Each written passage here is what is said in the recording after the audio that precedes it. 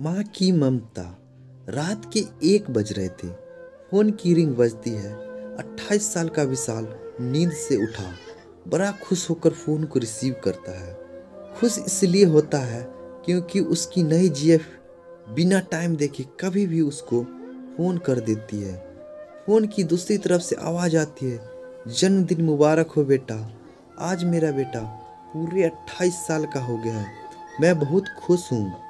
माँ की आवाज़ सुनते ही विशाल के चेहरे के एक्सप्रेशन बदल जाते हैं। वो गुस्से में बोलते हैं, माँ इतनी सी बात के लिए मेरी नींद खराब कर दी। यह बात तो तू मुझे सुबह में भी बोल सकती थी। इतना कहकर वह फ़ोन काट देता है। थोड़ी देर बाद फिर से फ़ोन की रिंग बजती है।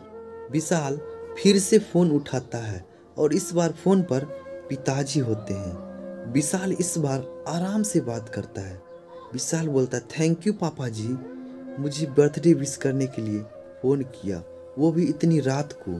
पापा कहते हैं, नहीं बेटा, मैंने तुम्हें मुबारकबाद देने के लिए नहीं बल्कि ये बताने के लिए फ़ोन किया कि तुम्हारी माँ बिल्कुल पागल है। वो इतनी पागल है कि तुमसे सैकड़ों किलोमीटर दूर है, फिर भी उसने यहाँ पर खुद अपने हाथों से तेरे लिए केक बनाया है।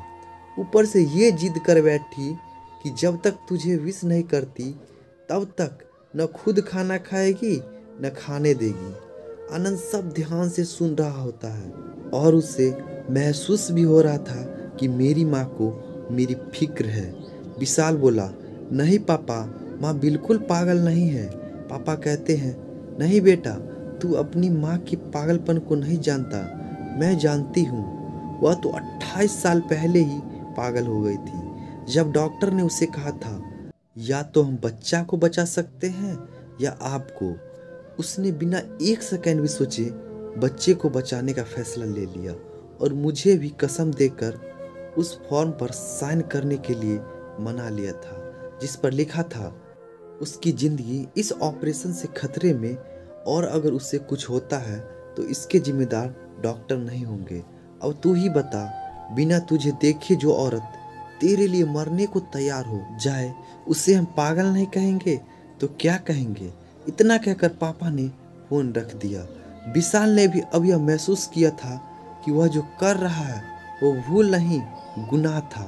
हाँ, एक बार किसी इंसान को दुखी हो तो कोई बात नहीं, लेकिन भगवान को दुख देना गुनाह ही होता है और माँ भगवान से कम नहीं होती।